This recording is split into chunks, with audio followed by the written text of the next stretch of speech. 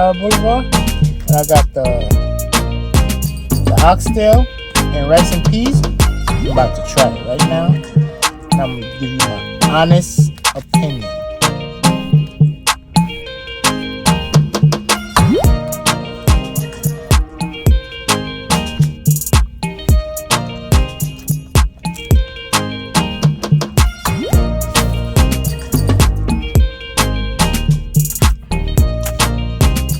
Oxtail is real good, nice and soft. Rice and peas,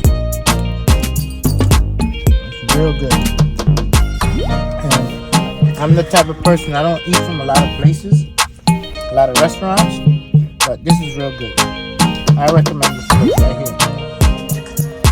So, if you're on Terra Boulevard, you can go try them out.